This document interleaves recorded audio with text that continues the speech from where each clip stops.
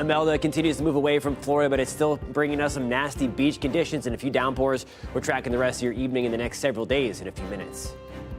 I haven't seen a single surfer dare go out in these conditions due to Imelda. I'll show you just how rough it's gotten at the beach coming up.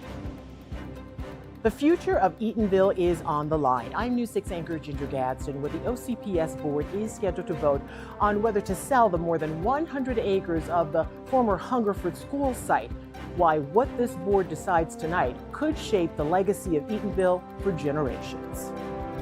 We want these answers so that we can have some peace. The family of the man who died after riding a roller coaster at Epic Universe is questioning the theme park's safety measures. Streaming on clickorlando.com and broadcasting live, you're watching News 6 at 4 p.m. But we begin tonight with a live look along the coast. This is Daytona Beach and Port Canaveral. Even though Imelda is pulling away from Central Florida, it is churning up the waters right now. We've also been seeing some downpours from the storm. Meteorologist Jonathan Kegas joins us now with everything we need to know. Jonathan. Yeah, we're going to be watching those downpours, especially along the coast for the next couple of hours. You've been on the drier side, certainly on the gray side throughout most of Central Florida. But you see these downpours pinwheeling in off of the Atlantic. Rockledge, we just had one go through. We have another one kind of working its way from Astor into Lake Catherine tonight, back towards eventually Apopka and into the west side of Orange County. This is moving out of Seminole County, out of right around Sanford tonight. Those going to push back towards the northeast from the south and west. The reason why the beaches are so chewed up right now and so rough, it's the tandem hurricanes. We still have Humberto out there. We still have Imelda. It's close to the coast, but they're doing their dance. You see the circles there. That's where the centers are of the storms, and they're almost kind of conjoining there, doing that Fujiwara spin or that dance. And these guys are both going to dance away and then work their way beyond Bermuda over the next couple of days. But as they do so, look at what they're doing to the wave heights through the Atlantic. So really from the Bahamas back towards Bermuda, we're talking about wave heights anywhere from 10 to up to 30 feet. Right along our coast, they're peaking at about 10 feet, and we'll continue to do so for the next day or so. For more on how the conditions actually look out there, we're going to send things out to James Sparvero. In my continuing coverage of Imelda, I was at Jetty Park Monday watching surfers, and surfers like Jason Clark told me the waves were actually rougher down the coast. Way down there, it's just rough, choppy, hard to paddle in. So I've come to see for myself. South Patrick Shores and Satellite Beach don't have a lot of beach on a normal day, so I'm not surprised to see a pretty high tide right now due to the storm. So I know it looks rough out there, but I was expecting to see some surfers. Richard of Satellite Beach, are you surprised not to see anyone in the water, or are you happy that they're heeding warnings? I'm sure they'll be out about 6 o'clock tonight. 6 tonight? Yeah. Why that time? That's when it should start getting better, and off Hightower and right here at Seagull. So you think it's just too rough right now to expect to see anybody out there? Yeah, it's too much choppy too. How about the tide? You were telling me this is the highest you've seen it so far during the storm? Yeah, this is when it comes up to the dune, like it's the highest it's been. Are you concerned at all?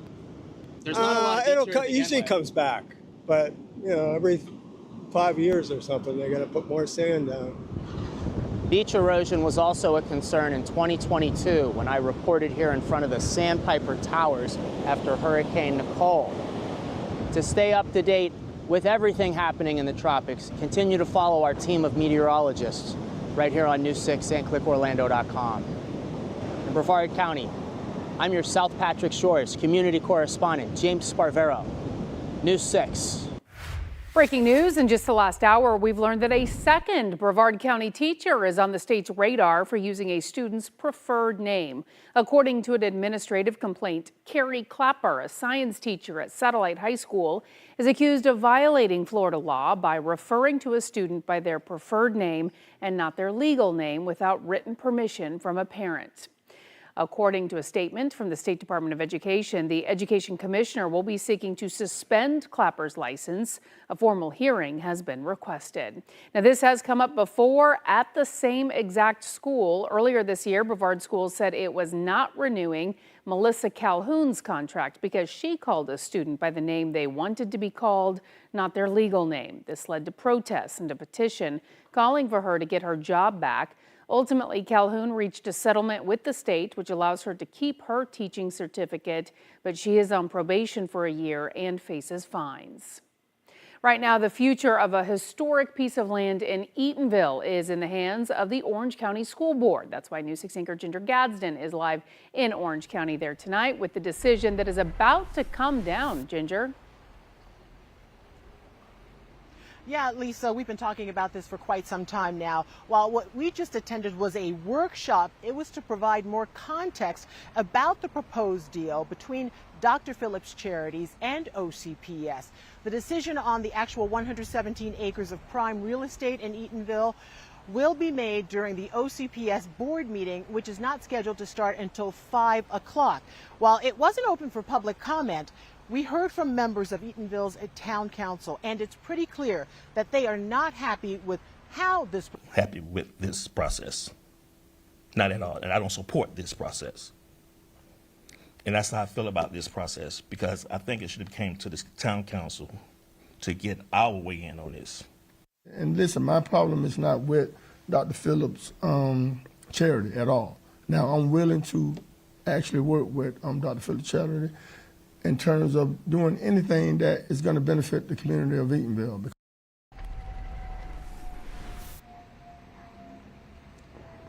And that is the concern we heard over and over again. Mayor Angie Gardner said she is the executive person in Eatonville, so she felt that she made the right decision for the town, but not until after 18 months of listening sessions and hearing what the people of Eatonville actually wanted. Now, again, the board meeting does not start until 5 o'clock in the building behind me here, but right now they are opening it up for public comment so citizens of Eatonville can come in and tell them how they feel about this proposed deal. We're going to head back inside and tell you what they have to say and, of course, bring you that very crucial decision that will be made at that board meeting coming up at 5 o'clock. Lisa, back to you. Yeah, a lot hinging on that decision tonight. Ginger, thank you. The family of the man who died after riding a roller coaster at Universal's Epic Universe believes warning signs were missed on the ride. News 6's Mark Lehman was there as their attorneys gave an update. Attorney Ben Crump says it was important to hold this news conference here in Orlando after learning there were several other riders who were injured on this same attraction. He says that raises a number of red flags and that Universal should have taken action much sooner. We want these answers so that we can have some peace. The family of Kevin Rodriguez Zavala says they wanted to speak up again after hearing from people who have experienced the Stardust Racers roller coaster. Kevin's sister reading a message that was posted on his GoFundMe from a woman who says she was hurt on the ride back in May. I too lost consciousness, suffered a concussion, injuries to my neck and spine. What did they do about it when they got these complaints? That's the question. Attorney Ben Crump says the account and others show there were warning signs before Rodriguez Zavala died after riding the attraction earlier this month. Problems with restraints, riders being thrown forward, hitting hard structures. This shows that Kevin's case was not an isolated incident. The medical examiner attributing the death to multiple blunt impact injuries. Under state law, Universal and other large theme parks are exempt from state safety inspections, which the attorneys say may need to change. We will be calling upon greater government oversight of large companies like Universal instead of just letting them self-report. And while an investigation continues, both Universal and the Florida Department of Agriculture have said the ride was functioning as intended when the incident happened. Crump says Universal is cooperating with his office in scheduling a time for his experts to inspect the coaster. He is, however, still calling for the autopsy results and video footage of the ride, which remains closed. In Orlando, Mark Lehman, News 6. Developing now at 4, we are learning what led to a state trooper being hospitalized late last night. The Osceola County Sheriff's Office says deputies saw a stolen vehicle at US 192 around 11 o'clock last night. Deputies pursued that car as it went into Orange, then back into Osceola County when they contacted Florida Highway Patrol. A trooper stopped the car on I-4 near the Haines City exit in Polk County, but the trooper was injured. They are expected to be okay. The driver, Clifford Pinellas, was taken to the hospital. and placed under arrest for a warrant out of Walton County. The Osceola County Sheriff's Office is working on a warrant for last night's chase. The passenger was also arrested on drug charges. The Florida Highway Patrol says more charges could be coming soon. In Palm Bay, many city leaders are speaking out against a council member who posted offensive comments about Indian Americans on social media. The mayor, city council, and the city shared this open letter where they said demeaning and disrespectful words have no place in Palm Bay. One council member wants to call on the governor to suspend Chancellor Langevin. In February, your Brevard County community correspondent James Barbero reported on the councilman. At the time, he had posted on social media saying, quote, Islam does not belong in the U.S. James is looking into his latest comments and how the city is responding, coming up on News 6 at 5. Now to a heroic rescue from 2 deputies. We are seeing the moments they rushed to save a child with autism from a deep retention pond. That's coming up. Has your door handle ever come off in your hand? You know you can swap this out. These come as complete sets. It only takes about 15 minutes. I'm Eric Von Anken, the Handy Newsman. We're getting results at home coming up. News 6 Insider is sponsored by Orange County Library System.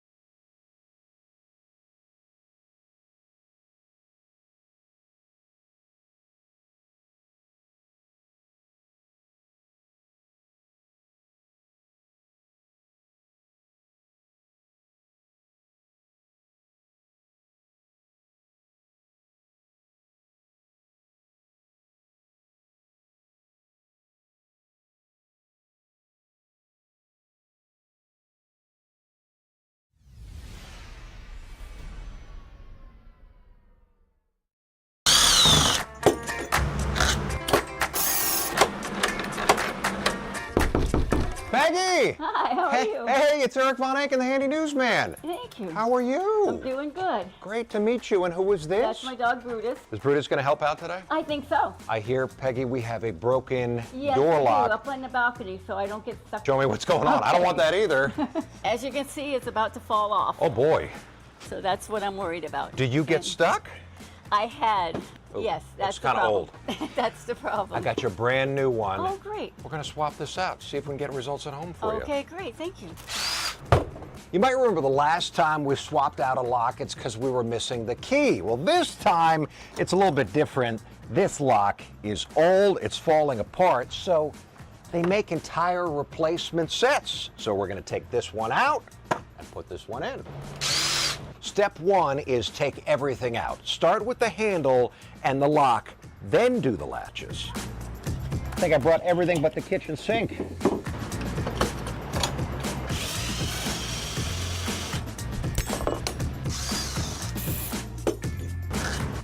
Got the handle and lock out. Now we're going to take out the latches.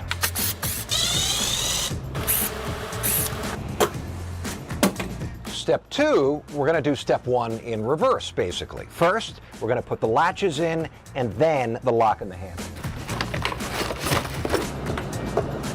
Bottom latch and top latch.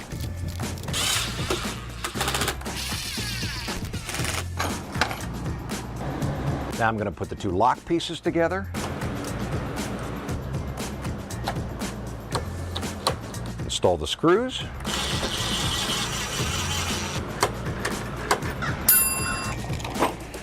And same thing now with the door handle.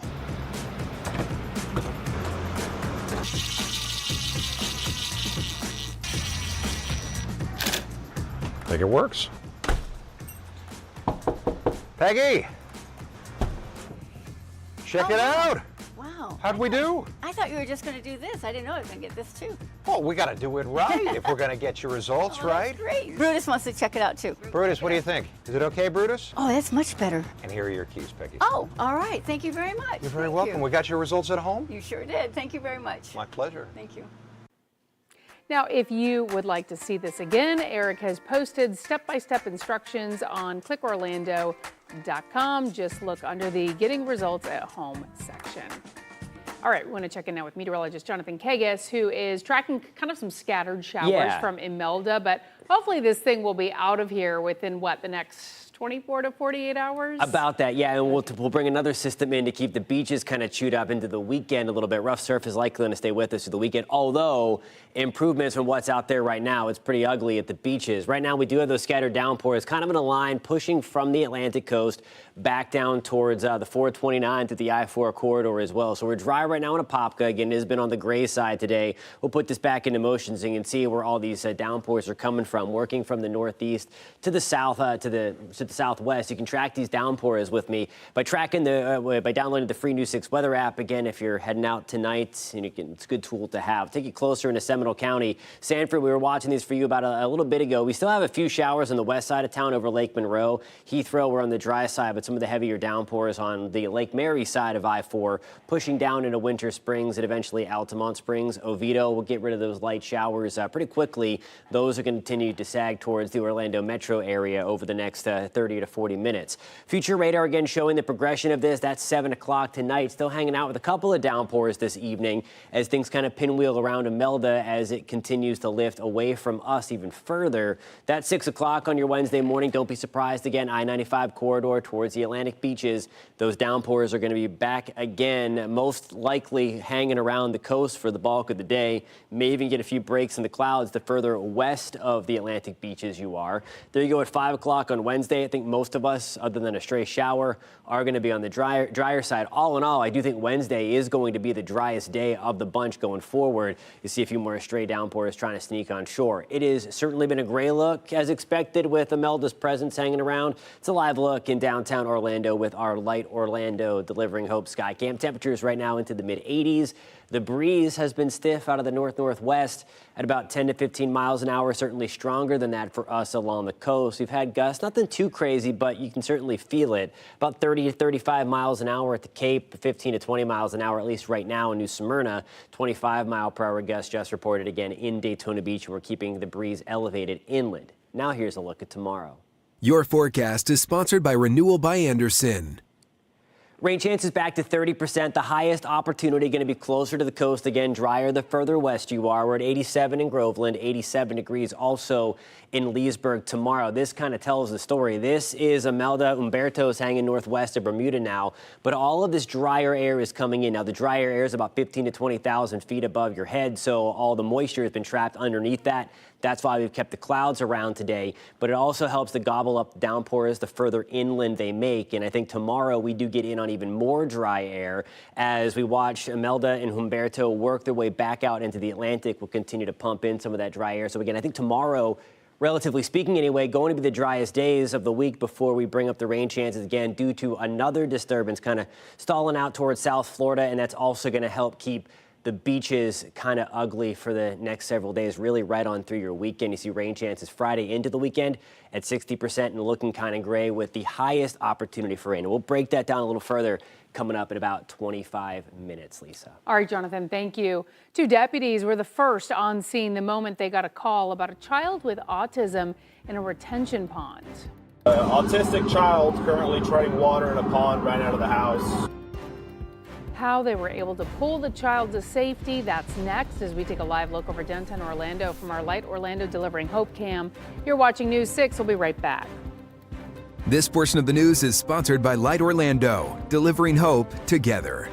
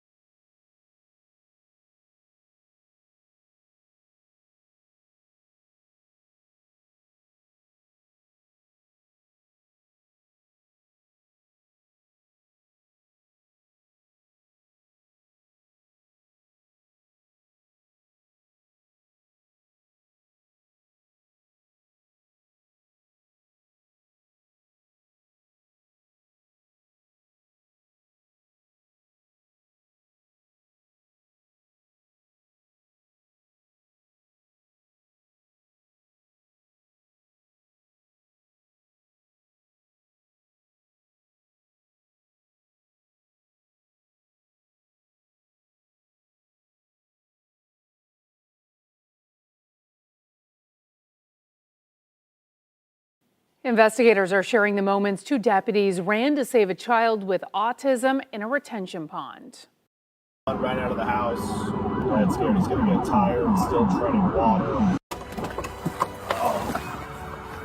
He said his son is in the lake. Okay. Where at? How far? County Charlie 4, we're going 1097. We're going in the water. The Orange County Sheriff's Office posted this video on Facebook. On Saturday, deputies say they got a call that the child was in a deep retention pond and needed help. Both deputies were the first to arrive and immediately jumped in and were able to pull the child to safety. The child was reunited with their parents and then went to a hospital to be checked out. Now, the Sheriff's Office does have an autism initiative. We posted the link to that and the full video in this story at clickorlando.com. A local county is getting a brand new animal shelter. What it will look like and why leaders say it is needed. That's coming up. Plus, an experienced gun owner arrested. He thought he was allowed to open carry, but now he is facing a felony. As we take a live look over Port Canaveral, you're watching News 6. We'll be right back.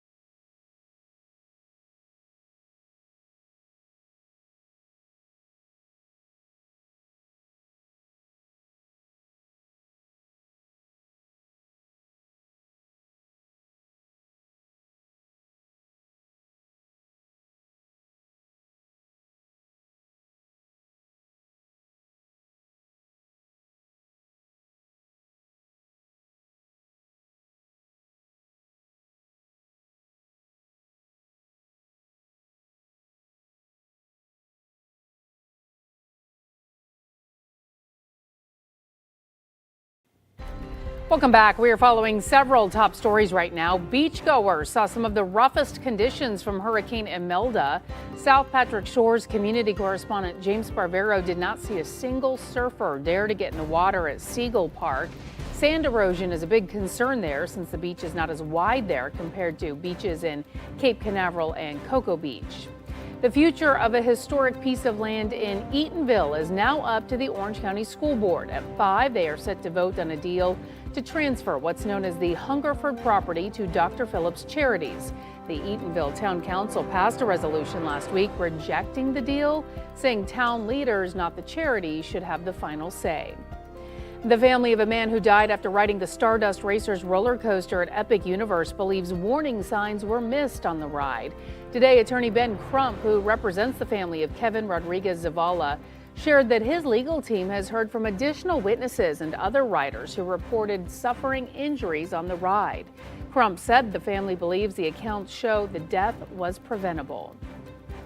We continue to see downpours and high surf because of Imelda. Meteorologist Jonathan Kagas joins us now with the latest. Jonathan. Yeah, certainly a little bumpy out there out at sea. The surf is going to be the highest or the biggest what we'll see throughout the duration of this, although it is going to remain rough.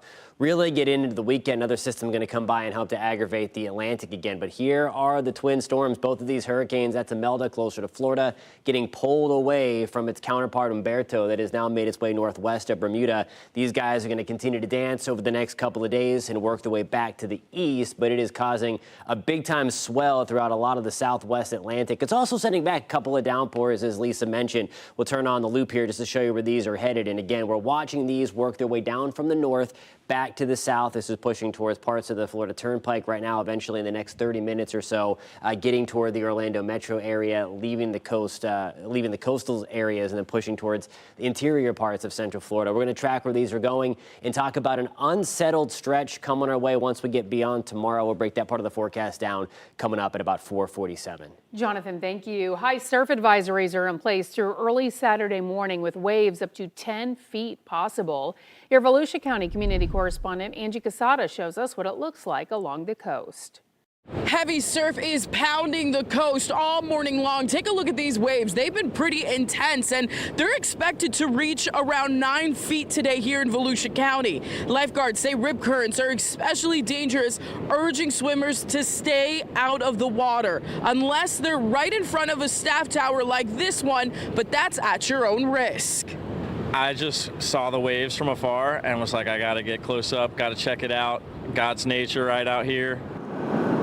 Hundreds of rescues have been made over the past several days, with one swimmer, a 51-year-old visitor, losing his life over the weekend, making people like Maxwell Van Wheeler think twice. Yeah, I definitely am one of those types of people who would go into the water when it's a little bit more turbulent than normal, but yeah, hearing that, I'm taking a second guess. I believe he was here with family, and he was swimming in an unguarded area. That's why it's so important to make sure you're swimming in front of those staff lifeguard towers at all times. Even the strongest swimmers get caught in rip currents, and it's just a lot of people underestimate the power of a rip current. Red flags are up along the coast, with conditions expected to start easing tomorrow. In Daytona Beach, I'm your Volusia County community correspondent, Angie Casada, News 6. Open carry is now the law in Florida, but there are still some places where you cannot bring a gun. One man was arrested because investigators say he had a gun in a school parking lot. This happened over the weekend at Meadowbrook Middle School in Orange County. That's on North Lane off Powers Drive in the Pine Hills area. Your Orange County community correspondent Troy Campbell explains the problem and asked a gun law expert about the confusion. What was your first reaction when reading it? You know, this guy should have known better. Attorney and partner at the firearm firm James Phillips reacting to the arrest of 32-year-old Sheldon Bowie, charged with felony possession of a firearm on school property. He's got a concealed weapons or firearms license. He went through a class and training. You know, it's just kind of common knowledge among those who carry firearms that you don't carry them onto school property on your person. According to the arrest report, dispatchers responded to Meadowbrook Middle School due to a dispute between Bowie and someone else when he mentioned, quote, "It's open carry." Open carry doesn't mean a free-for-all. No, open carry definitely does not mean a free-for-all. There's still limitations. We still have federal gun law restrictions on where you can carry, such as you can't carry at post office, into federal buildings. The report goes on to say Bowie claimed to not know he was on school property when questioned by deputies. Having it on your person, whether it's concealed or open, is going to violate this law. And that's exactly what this guy found out. According to the Florida Department of Agriculture and Consumer Services, despite open carry, gun owners are still prohibited from carrying inside any police or sheriff station, courthouse, airport, or school. Why is it so important that we have those restrictions in those areas? Well, you know, the legislature has determined that these areas are sensitive locations. Private properties like Disney and Universal can also ban guns. Ultimately, Phillips says the recent open carry ruling is a win for the Second Amendment. There are some tactical reasons some people may decide to open carry. We live here in Florida. It's really hot. Sometimes it's not easy to conceal a firearm on your person under a shirt. It's a lot more convenient to have it exposed on the outside. We also requested a copy of the 911 call that was placed here on Saturday, and we'll update once we get that. Jail records also show Bowie has since bonded out of jail. I'm your Orange County community correspondent, Troy Campbell, News 6. This morning, Orange County commissioners approved the design and construction of a brand new animal shelter. The current shelter has been open since 1987, and while it was state of the art at the time, it has had to undergo several renovations and is now tight on space. The new shelter will be at the same location near the mall at Millennia, but will span more than 123,000 square feet with 265 dog kennels and housing for nearly 200 cats. The total price tag is expected to be around $50 million. The project is expected to be complete in the summer of 2027. You're going to have to slow down on a busy street in Orange County. We're talking about Taft to Vineland Road from Central Florida Parkway to South Orange Avenue. Commissioners approved lowering the speed limit from 45 or 50 miles per hour to 35 miles per hour. Concerned citizens requested the change after they say it presented a safety risk. It'll be great because people really don't respect the speed limit. When they recently put the middle so that people don't turn left where it was prohibited, they stopped doing it. So I think the changes will help. A portion of International Drive is getting renamed. The stretch between Sand Lake Road and the 528 will be renamed Harris Rosen Way to honor the late businessman, hotelier, and philanthropist who left a mark on Central Florida's busiest tourist district and beyond. Rosen died on November 25th, 2024 at 85 years old. Moving to Capitol Hill now, where we could see a government shutdown in just a few hours. Democrats and Republicans appear to be in a stalemate over how to keep the government funded. CBS's Erica Brown reports from Capitol Hill. With a possible government shutdown just hours away, top Democrats and Republicans are placing blame on each other for the stalemate. If Republicans cause a shutdown, they'll probably keep lying and distracting because they know we're on the side of the American Democrats are on the side of the American people. We just heard the minority leader come to the floor of the Senate, once again refusing to admit it's the Democrats who are driving America into a shutdown. To avert a shutdown, the Senate could pass a Republican measure Tuesday that extends federal funding at its current level until mid-November. But Democrats are demanding the bill include an extension of Affordable Care Act benefits expiring this year and reverses cuts to Medicaid. We're not going to support a partisan Republican spending bill that continues to gut the health care of the American people. Not now, not ever. A government shutdown would mean non-essential government services would be disrupted and thousands of federal workers could be furloughed. The White House has also threatened mass firings at some federal agencies if no deal is reached. Nothing is inevitable, but I would say it's probably likely because they want to give health care to illegal immigrants, which will destroy health care for everybody else in our country. A day after meeting with congressional leaders at the White House, President Trump again suggested a shutdown is likely. Any measure taken up by the Senate to keep the government open would need bipartisan support or 60 votes to pass before heading to the president's desk. Erica Brown, CBS News, Capitol Hill. Meantime, today is the last day to receive an electric vehicle tax credit under President Trump's spending and tax package. The $7,500 federal tax credit for EV buyers ends tomorrow. Industry insiders predict losing the tax credit will likely cause a sharp drop in sales. Automakers could respond to the credit loss with discounts, cashback offers, or reduced production. Florida's hourly minimum wage is now officially $14 an hour. The increase is because voters approved a series of gradual hikes through Amendment 2 back in 2020. Next year will mark the final scheduled increase at $15 an hour. After that, the minimum wage will be tied to inflation each year. Yesterday, we spoke with small business owners who say the pay increase is not enough to live in Central Florida. I don't think it really makes a whole lot of difference because the prices and the cost of living is going up and the minimum wage goes up, so it kind of still stays the same. I think it's really important to make sure that our employees do have a livable wage. It's really tricky sometimes in small business because obviously with the cost of food going up and the cost of really just everything going up, labor also goes into that. So it's a challenge, but it's one that we believe in. The MIT living wage calculator shows a single adult in Central Florida needs nearly $25 an hour just to cover basic expenses like rent and food. Students who need a second chance are getting some help. Our motto is together we swarm, we strive, and we succeed.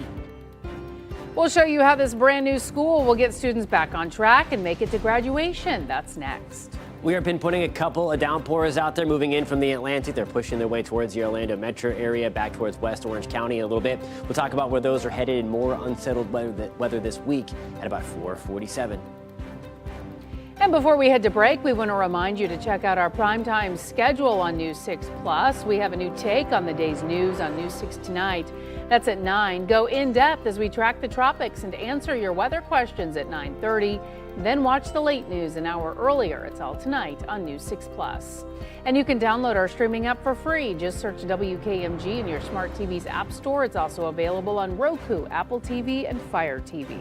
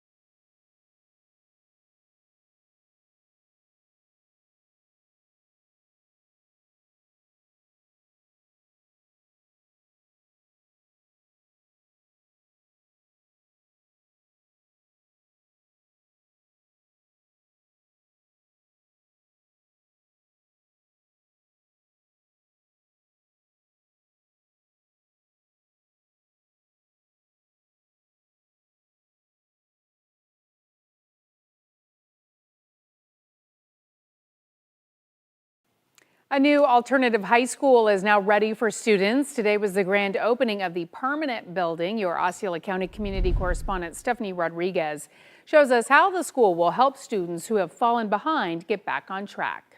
Vineland Lakes High School is all about setting students up for success so they can graduate and go on to the next chapter, no matter the obstacles they may face. So we're able to accommodate over 450 students. Adorned with orange and yellow, the Hive at Vineland Lakes High School is helmed by the Queen Bee, Dr. Tiana Coleman. Our motto is together we swarm, we strive, and we succeed. The school, a second-mile tuition-free charter school, the high school works with the Osceola County School District to provide an accelerated learning program for students behind on credits. So Vineland Lakes is a school that helps our students that need to catch up so that they can still have the chance to graduate. School started in August, but now they're in a brand new building made to cater to students' needs and provide an environment where they can thrive. And one thing that I like to say is that we are one of the safest schools around because our kids do go through the metal detector. The other thing is that we take their cell phones so they are able to concentrate, and we don't get any pushback from that. Even though it's a non-traditional school, students still get to attend prom and cross the graduation stage while getting help to figure out what's next. We have Miss Coffee Wilson, who's our college and career specialist. As they settle into this space, a donation of a high-tech translator will expand their reach. Communication is key, and so therefore in having those translators, we are not leaving any student behind. The school is always accepting students, so if you want more information, visit this story at clickorlando.com. I'm your Osceola County community correspondent, Stephanie Rodriguez, News 6. All right, we want to check in now with meteorologist Jonathan Kagas. That looks like some really nasty surf out there right now. I mean, those are pretty tall waves that we're looking at. Yeah, the forecast today was 6 to 10 foot waves. I think that is being verified as you speak right there. And we're going to keep those higher wave heights again, the crashing waves that you see there into tomorrow. Gradually, they will get better, but then another system kind of keeps things kind of elevated, keeps the beaches, keeps the surf rough as we get into the weekend. Here we go right now with some of these scattered downpours coming in off of the Atlantic, indirectly related to Imelda moving away from the east coast of Florida. Winter Park, we have those downpours now. You can track these alongside me tonight if you're heading out tonight, and the new 6 weather app, a free download. It is a great tool to get you where you need to go to track those downpours to your location. Again, the lighter stuff moving into the Orlando metro area now, coming out of Winter Park. We will likely see the heavier stuff in the next 10 to 15 minutes. We'll back this up, take it closer to the Osceola County line here, closer to St. Cloud, where we have more rain coming in on the east side of town right now. Lake Toho, we're going to be watching that for you in the next 15, 20 minutes. Again, these are just gusty downpours, no lightning associated with these tonight. We're talking about that. It's hard to generate lightning when you're under the tropical air mass like this. 8 to 9 o'clock on your Tuesday evening, we still have a few of these downpours pinwheeling around Imelda as it continues to get tugged back out to sea. 8 o'clock tomorrow, again, don't be surprised if we do see those downpours still lingering along the coast. Still, the theme is the further west you are, the drier we're going to be. And I think that's really the theme, not only for tomorrow, but really to close out this 7-day stretch. And I'll show you what I'm talking about in just one second. As we move into tomorrow evening, may pop a few scattered thunderstorms, mainly along I-75. That's with the heating of the day.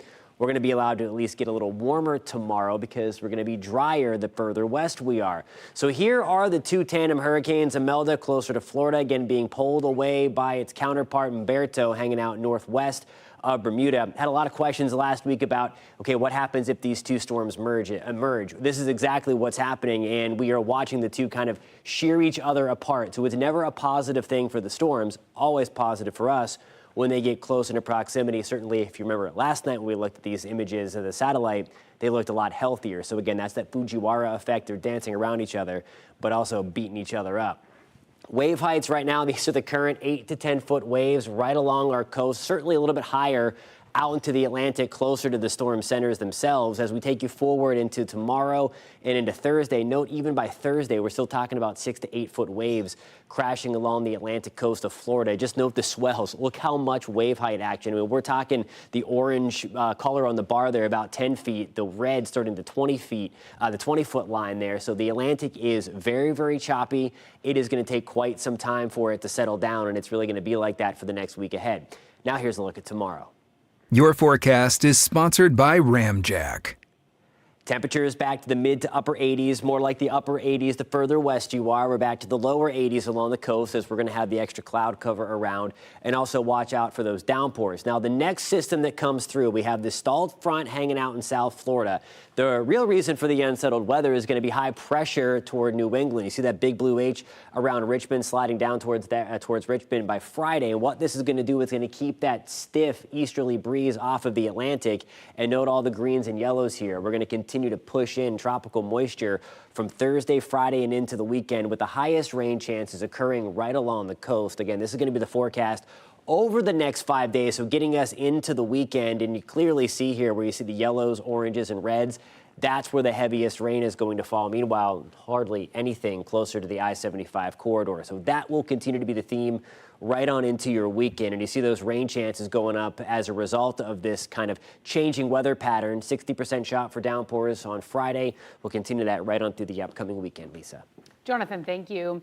Open your camera app, scan that QR code you see on your screen right now, and click the link. We want to see your weather pictures and videos, and they could end up on TV. You can also go to clickorlando.com/pins and upload your pictures and videos that way. Now to a question for our traffic safety expert. Someone wanted to know the rules for young drivers. Trooper Steve has the restrictions you might not know about. That's next as we take a live look at Mount Dora. You're watching News 6. We'll be right back. Coming up in the morning, changing the rules when it comes to staying open late. Yeah, the local city where some new rules are kicking in for bars and nightclubs, and why supporters say it's all in the name of safety. Plus your weather and traffic every 10 minutes. We'll see you for News 6 mornings starting at 6.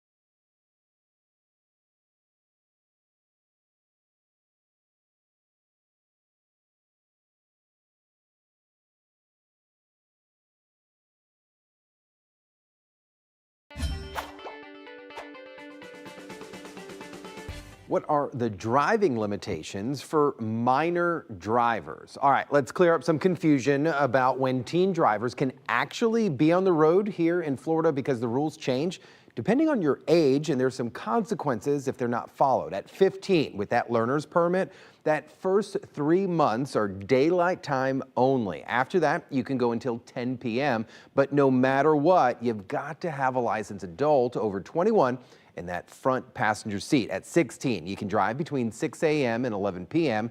Anything later, it has to be work-related, or you need the licensed adult riding with you. And at 17, the window gets wider, 5 a.m. to 1 a.m. with those same exceptions. Now, here's the important part. Break those rules and you could face a ticket, points on your license, or even worse, restricted driving privileges.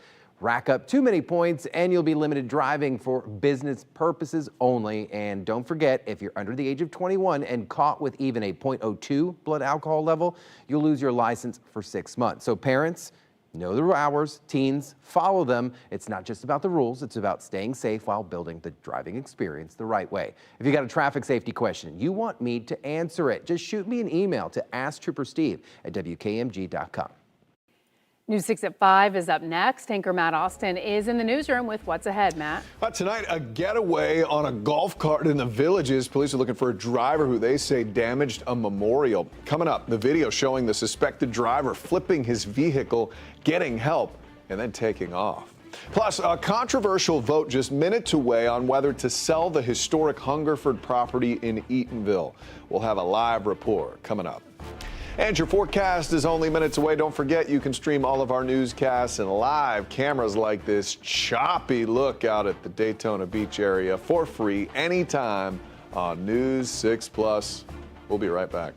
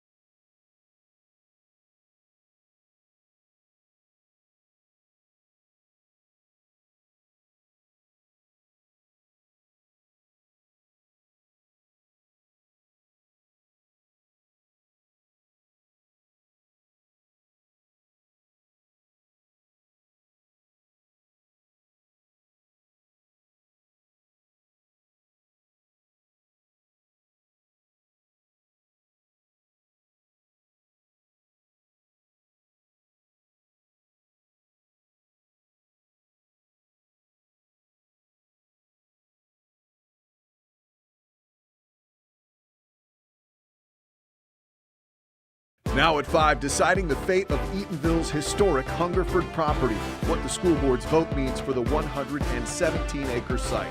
Plus, the family believes Universal missed multiple warning signs before Kevin's death.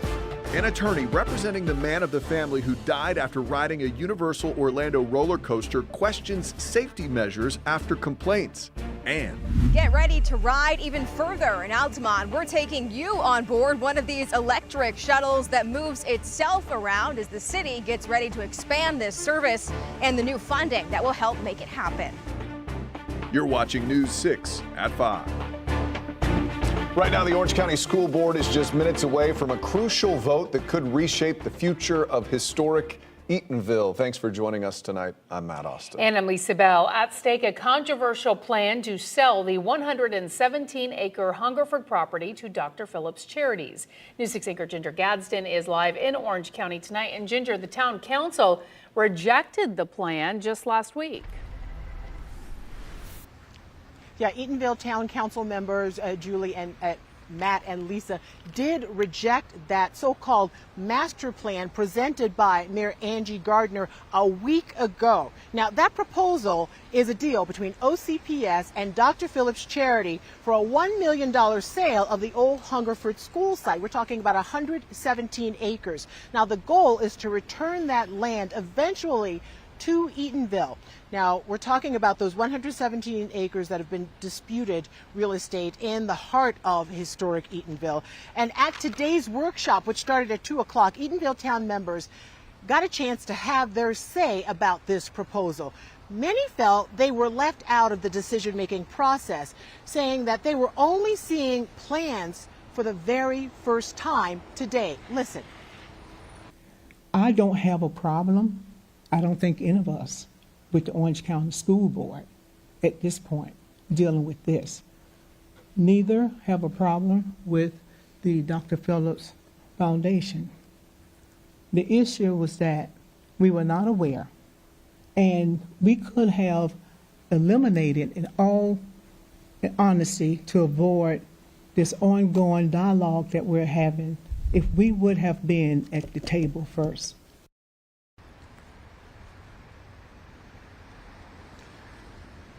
And Mayor Angie Gardner says that they have had 18 months of listening sessions with the community, and this is how they came up with the master plan. And at every step, they were revealing what they had planned on doing. But we heard from Eatonville town members, 3 of them, who said today was the first time that they were actually seeing the details of this master plan.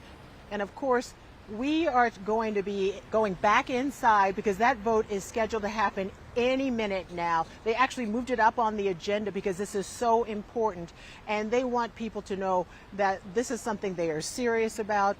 That meeting started just about 2 minutes ago. We're going to head back inside and see where they are right now. So far, about 10 people have signed up. Residents of Eatonville have signed up to give their opinion about how they feel, and after those folks get their say, they will take the vote and we will bring it to you live. Matt and Lisa, back to you. All right, Ginger, we'll let you go watch that. Thank you so much.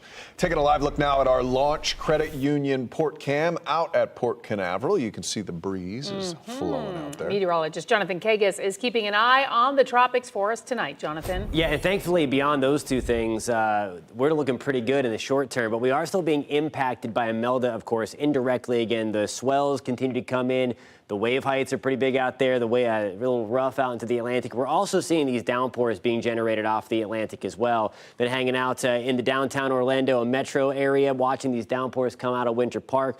Those will continue to move down I-4, so eventually watching into Windermere, although they should stay on the east side of I-4. At this point, St. Cloud, we were giving you the early heads up that we had some light showers working towards Lake Toho. There they are. This will continue to work in towards us. Give it another 25, 30 minutes, and we'll likely see those downpours reach downtown St. Cloud. Harmony into Deer Park, Holopaw, watching these for you as we were getting the rain already in Holopaw. Harmony, things are starting to get going. We'll have some of those heavier tropical downpours push in over the next couple of minutes. All because of this mess out here. Twin hurricanes tonight. We have Imelda that's off the Florida coast. Again, that northeast wind, you see that white line there. That's what's helping to generate those downpours close to the coast and along to the southeast of I-4. Then we have Umberto. The two of those combined are combining to really make the surf rough It's something that's going to be with us for the next week or so, getting into the weekend. We'll talk much more about that part of your forecast coming up at about 5:17, Matt. All right, Jonathan, thank you. Well, tonight, some new claims from the family attorney of the man who died after riding Stardust Racers at Epic Universe. At a news conference today, Ben Crump said warning signs on the roller coaster were overlooked. News 6's Mark Lehman was there and shares what the family had to say. Attorney Ben Crump says it was important to hold this news conference here in Orlando after learning there were several other riders who were injured on this same attraction. He says that raises a number of red flags and that Universal should have taken action much sooner. We want these answers so that we can have some peace. The family of Kevin Rodriguez Zavala says they wanted to speak up again after hearing from people who have experienced the Stardust Racers roller coaster. Kevin's sister reading a message that was posted on his GoFundMe from a woman who says she was hurt on the ride back in May. I too lost consciousness, suffered a concussion, injuries to my neck and spine. What did they do about it when they got these complaints? That's the question. Attorney Ben Crump says the account and others show there were warning signs before Rodriguez Zavala died after riding the attraction earlier this month. Problems with restraints, riders being thrown forward, hitting hard structures.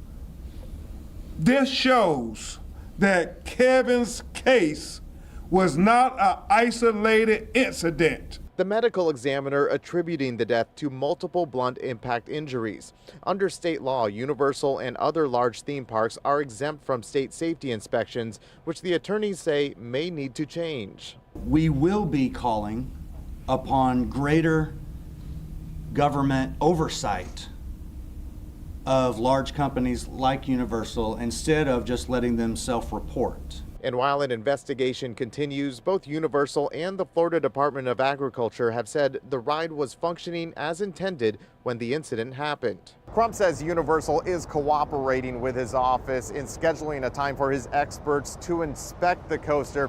He is, however, still calling for the autopsy results and video footage of the ride, which remains closed.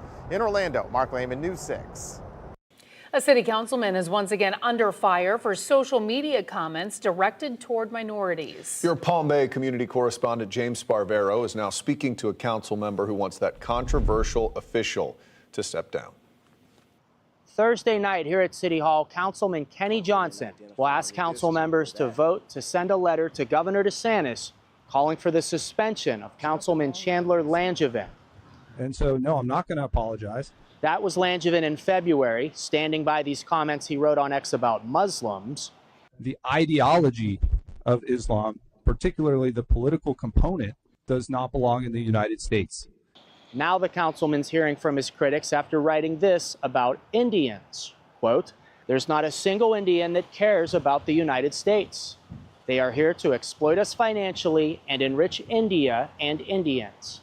America for Americans." We represent over 140,000 people in the city of Palm Bay that come from all walks of life. The council's heard from some of those people after what Langevin said about Muslims. Your racist foolishness. And following the assassination of Charlie Kirk, Langevin organized what he called a, quote, "March for Charlie Kirk and all victims of left-wing evil." How do you react to the criticism against the name of the event? They're wrong. When you come at the Muslim community or the Indian community or say left-wing evil, these are people that conduct business in the city of Palm Bay. What if all of them just decided at the same time, like the bus boycotts, that they're going to stop business in the city of Palm Bay? It's something that needs to be addressed. And the city was planning on talking about this Tuesday night, but they no longer will be having that special meeting because I found out they won't have a quorum. I also wanted to find out how Langevin feels about Johnson's motion to remove him, but he didn't respond to me. So that means watch for our continuing coverage at the regular council meeting Thursday night. We'll bring you all updates right here on News 6 and clickorlando.com. In Palm Bay, Brevard County, I'm your community correspondent, James Sparvero, News 6. Tonight, a second Brevard County teacher is under state scrutiny for using a student's preferred name without parental permission. According to an administrative complaint, Carrie Clapper, a science teacher at Satellite High, is accused of violating Florida law by referring to a student by their preferred name, not their legal name, without written permission from a parent. She faces a license suspension and a hearing is requested. Now, earlier this year, Melissa Calhoun from the same school lost her contract for the same reason. After protests and a petition, she settled with the state to keep her certificate, but is on probation and facing fines. New at 5 now, a golf cart in the Villages makes an unexpected turn. Now police are looking for the driver seen in the photo on the left. They say he damaged a memorial at the Veterans Memorial Park near Spanish Springs Town Square. Security cameras caught the hit and run as it happened. In this video taken on September 20th, you can see that golf cart speeding through a parking lot, hitting the curb on one side before taking out the marble stone marker on the opposite side. The hit caused the cart to tip over. Moments later, Good Samaritans rushed to help flip that cart back onto its wheels, but the driver then takes off and doesn't report the incident.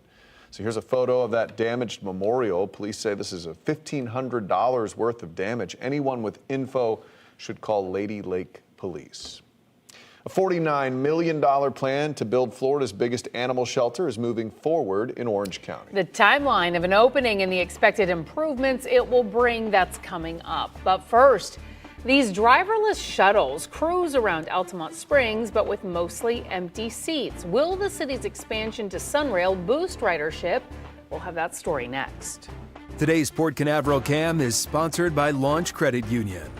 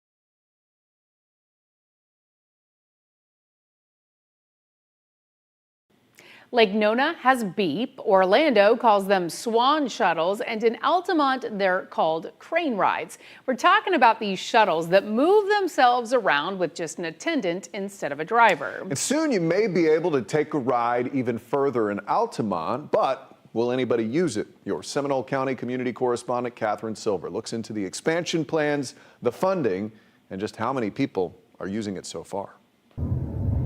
Maybe you've spotted these shuttles around Uptown or the mall. These aren't your average vehicles. These are autonomous electric shuttles. They drive themselves. The city calls them crane rides, and we're getting on board today to not only show you how they work, but how the city is getting ready to expand the service.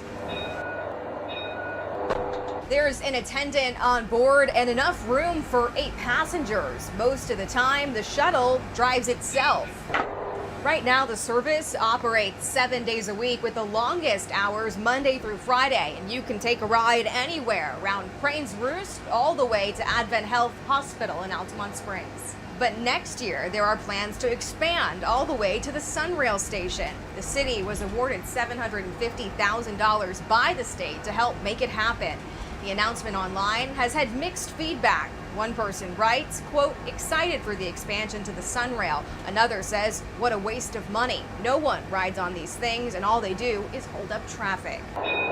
During our ride, no one else was on board. It's about 12:30 on a Tuesday with rain in the forecast. How many people are riding these shuttles? We've moved 12,000 people so far. Frank Martz is the city manager. We'll be able to connect virtually everything in Crane's Roost over to I-4, over to Sunrail, and have enough vehicles to provide good service that will attract riders. This is a place where there's grocery stores, there's a hospital, there are restaurants, there's entertainment. What we try to do is plan for 30 years from now today. Is this transforming the future of transportation in the city? I don't know that it's transforming it, but it's giving people another opportunity. We have 95 million cars that drive through Altamont Springs every year. So what we're trying to do is give people who are local here another way to get around so they don't have to get out on 436. In Altamont Springs, Catherine Silver, News 6. It's a whole new world out there. All right, let's get you to our meteorologist, Jonathan Kegas.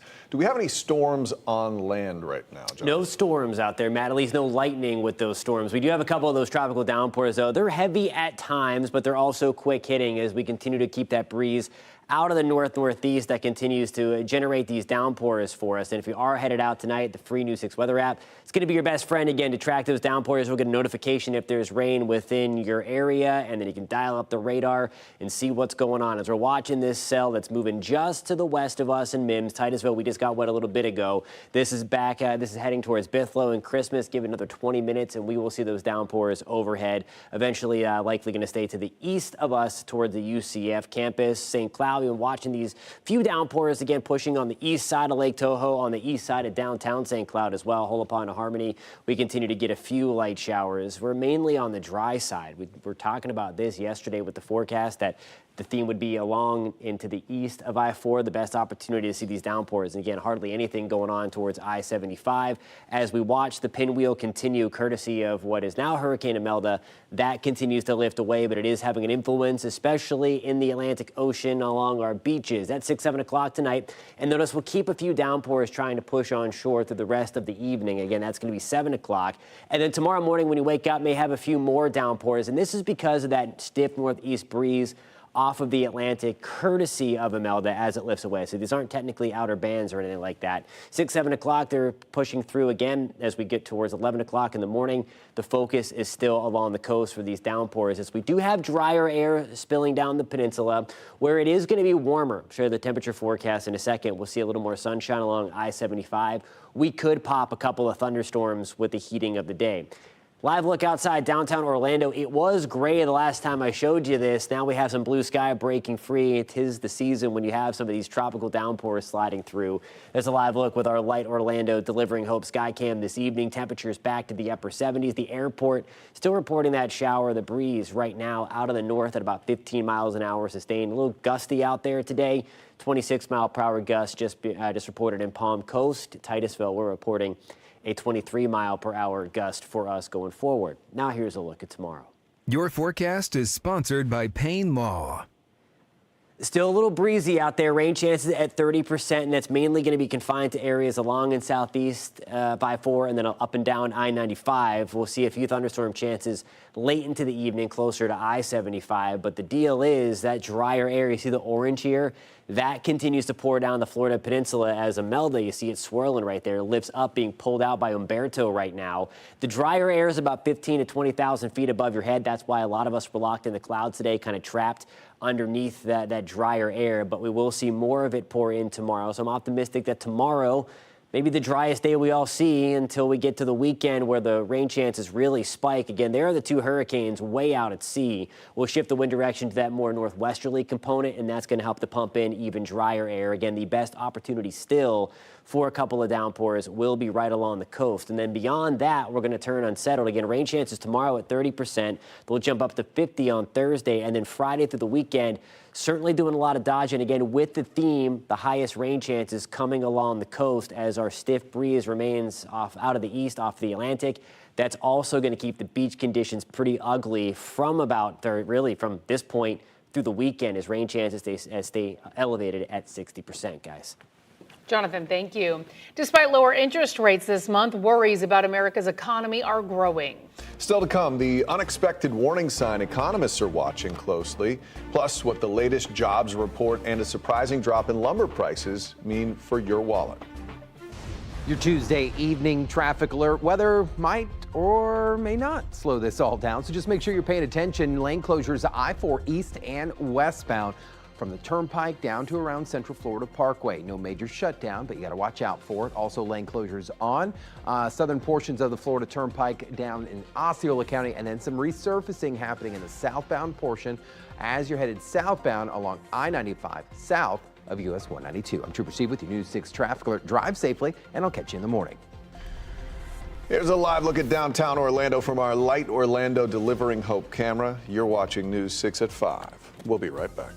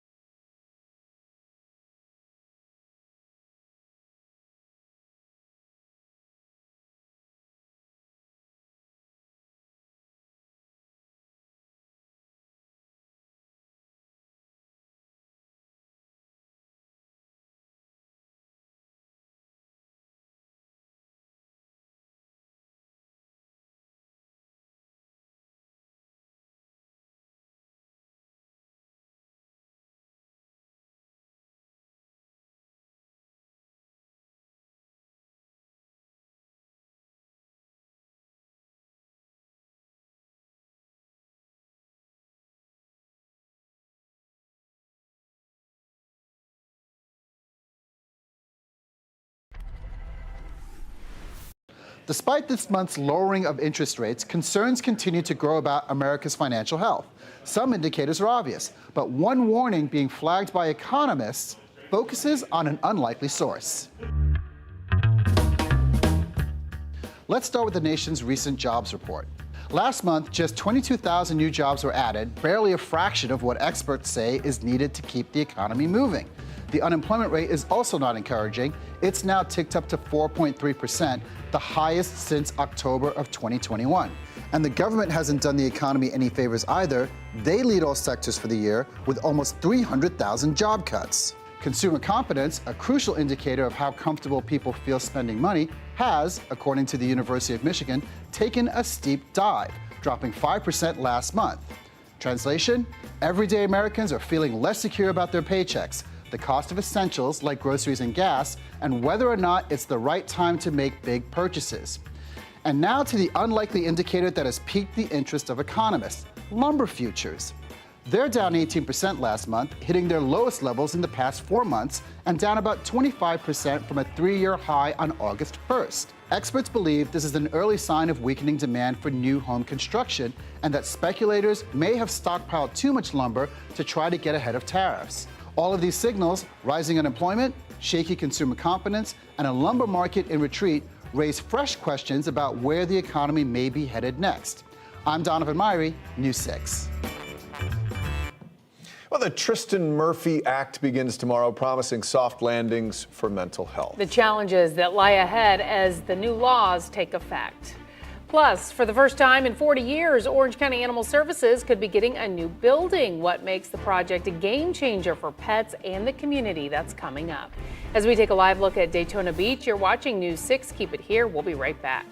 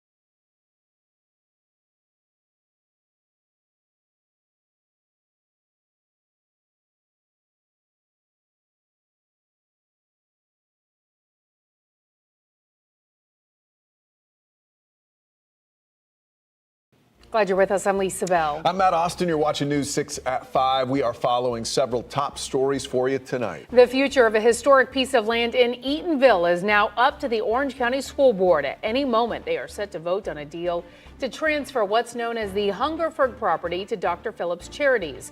The Eatonville Town Council passed a resolution last week rejecting the deal, saying town leaders, not the charity, should have the final say. The family of a man who died after riding the Stardust Racers roller coaster at Epic Universe believes warning signs were missed on the ride. Today, attorney Ben Crump, who represents the family of Kevin Rodriguez Zavala, shared that his legal team has heard from additional witnesses and other riders who report suffering injuries on the ride. Crump said the family believes the accounts show Rodriguez Zavala's death was preventable.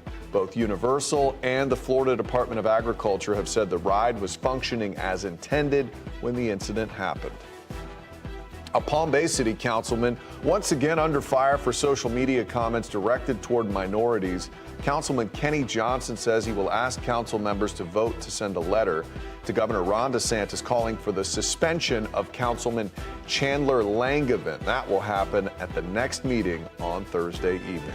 Taking a live look at Daytona Beach, some choppy conditions out there right now. Meteorologist Jonathan Kegas is here tracking the tropics and the impacts they're bringing to our coast. Yeah, the good news is they are staying away and they are continuing to get even further away. But look at the big wave heights throughout the course of the Atlantic, really from about New England back to Bermuda, closer to the northern side of the Bahamas, and then, of course, right along our coast, crashing at about 8 to 10 feet today. Just offshore, we have 13 to 17 foot waves. And again, certainly closer to the storm itself, we're talking 20 to 25 foot waves, if not even higher. So all of this is going to take quite some time to settle back down, as those two storms are going to be out there still for the next several days. And then we have another system, not tropical in nature, but that's going to help to keep things pretty chewed up along our coast going into the weekend. There are the two storms again getting close to each other. You see there's the swirl. The thunderstorms are back off. This is what happens when you get two storms close to each other. We had a lot of questions last week as to if they were going to combine and create some mega storm. They actually hurt each other big time. They looked a lot more impressive with each other yesterday. So again, it's a good thing when they get close because the wind shear takes over and kind of beats them both up. And that's what we're seeing right now is both of these move away from the United States. Again, it will keep the beaches pretty dangerous over the next really several days through the weekend. It's also helping generate a stiff northeast breeze that's getting a couple of downpours going now east of us in Titusville, moving towards Bithlo into Christmas. We're tracking where these are headed, coming up at about 5:47, guys. Jonathan, thank you. We are seeing the roughest conditions from Imelda so far along our coast. This is video taken at South Patrick Shores. Beach Safety in Volusia County says swimmers should avoid the water unless they are directly in front of a lifeguard. More than 24 new laws take effect in Florida tomorrow, including one that aims to enhance mental health support in the criminal justice system. Dubbed the Tristan Murphy Act, it's named after a 37-year-old man with a history of schizophrenia who had been arrested on a littering charge and killed himself while in custody at a state prison just west of Miami. News 6's Mike Valenti reports on what will change starting tomorrow. Still very much grieving his death, Tristan Murphy's family dedicated their time to try to lobby lawmakers in Tallahassee to pass legislation that would spare other families the pain they experienced. Their efforts culminated in the passage of SB 168. Why don't we make it official? With Tristan Murphy's parents on hand, Governor Ron DeSantis earlier this year signed a bill championed by advocates for mental health treatment. This marks a turning point for Florida with this act. Instead of automatically jailing people with mental illnesses for minor nonviolent offenses, it gets them screened and into treatment. That's the purpose. Marnie Stallman is the president and CEO of the Mental Health Association of Central Florida. More defendants will be diverted to treatment. Fewer are supposed to be incarcerated for what we consider nonviolent offenses, making eligible these individuals to come into what we call a soft landing into mental health treatment. Stallman says that while the goal of the law is admirable, the law itself will not fix things overnight. The promise of the new law is on paper, and in practice, unless these services are expanded in our community, we're still going to have wait. We're still going to have people that are going to languish in jail while they wait for those services. The practical deployment, which includes staffing, training, and establishing these diversion programs, aren't going to take place overnight. In many cases, they don't exist today. But zooming out, Stallman suggests this bill is a significant step in recognizing that jails are not equipped to handle mentally ill people like Tristan Murphy. Mike Valenti, News 6. Today, the animals of the Orange County Animal Shelter are one step closer to getting a better living environment. The current building has been around for decades. Your Orange County community correspondent Jana Manahalal shows us what the new multi-million-dollar construction contract would mean for the four-legged residents. Oh, thank you for the kids. This is Bella, and she's one of the dogs at the Orange County Animal Services Center that will benefit from a brand new animal shelter thanks to a $49 million contract. This is a huge day for us, and this is a project we've been working on in the background for years. So to see it finally come to fruition, to see that $49 million construction contract approved, we're overwhelmed. We're overwhelmed with joy. Diane Summers is the division manager of OCAS and says this will solve problems that many people don't even think about. So it's a massive project, and it's sort of like a hospital in a way. We have a big clinic. Each kennel area is going to be its own distinct pod with its own air conditioning. That'll be one of the factors that helps us mitigate disease. In the current facility, many dogs are placed together because the shelter doesn't have enough room. But Mayor Jerry Demings shared some details about the new space inside the facility after the contract was approved. It is expected to be the largest animal shelter in Florida, and 123,000 square feet, with housing for approximately 265 dogs and 200 cats. That sounds like a lot of four-legged animals to me. And while the humans running the shelter are ready for the change, what about the animals? Well, we asked them. Are you excited for the shelter? Are you excited for the approved shelter?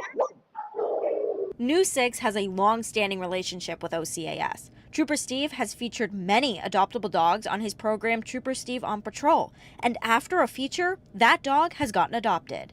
Sit. Paw. Oh! Because of the commitment News 6 has to OCAS, Trooper Steve spoke at Tuesday's commission meeting, sharing about the need for the shelter. Every day of delay is not just time lost, it's comfort and care lost for those who can't speak for themselves, and that's why this facility matters. The new facility will sit where the current mosquito control center is, and construction is expected to begin in December. Summers says that during construction, they will need more help from the community than ever. We always need volunteers, but we're going to need them even more so during the construction process because it's going to be extra chaotic. Shelter is chaotic under the best cases. Summers hopes to see construction completed by 2027. In Orange County, your community correspondent, Jana Manahalal, News 6.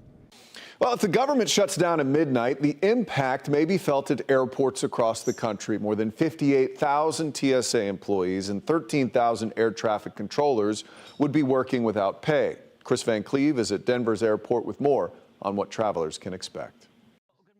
We don't expect major disruptions tomorrow or the rest of this week if people show up at an airport like here in Denver.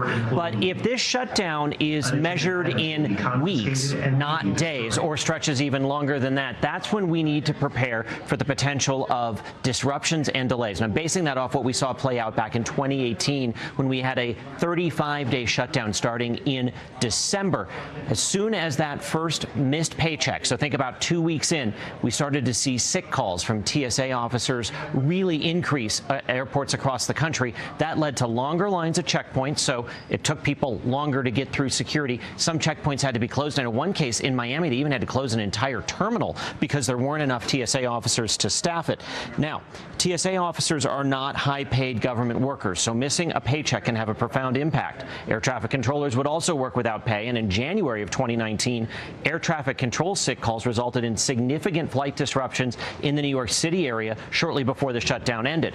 There is a shortage of air traffic controllers. During a shutdown, hiring and training of new hires generally stops. That would slow efforts to get more controllers on the job quickly.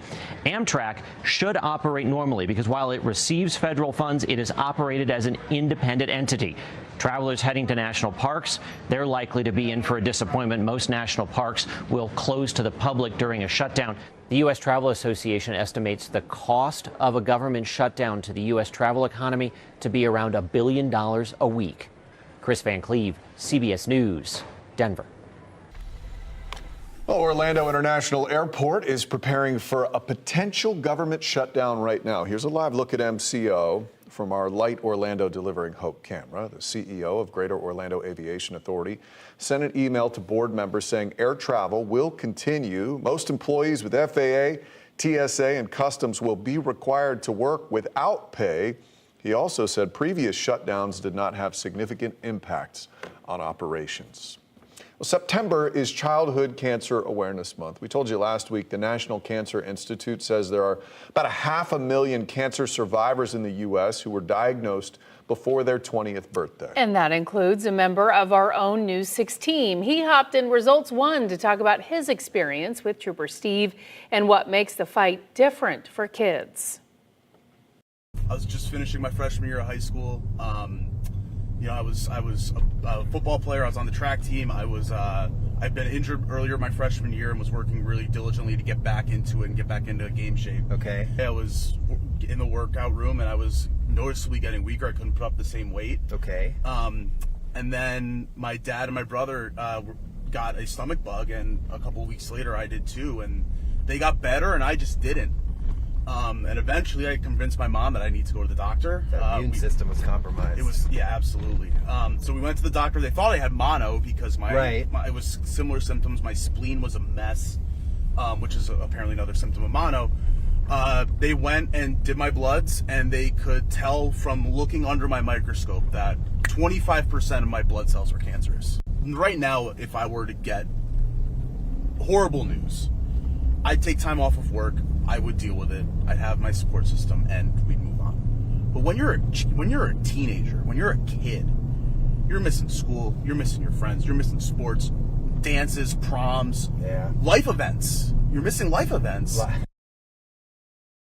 And it's got to be just terrifying to get news like that at such a young age. You can go back and watch the whole conversation right now in this article at clickorlando.com. Just click on the On Patrol section under the traffic tab at the top of the page. And you can hit the road with Trooper Steve on patrol weekday mornings at 10, live on the new 6 Plus streaming app for your smart TV, or clickorlando.com. That Tom's a great guy, too. Well, Florida officials just approved a land for the Trump Presidential Library in Miami. Why Governor DeSantis says this deal is good for Florida and why not everyone is on board. Our motto is together we swarm, we strive, and we succeed. A brand new school building designed to help students thrive. How this fresh start is making a big difference for students catching up and moving forward.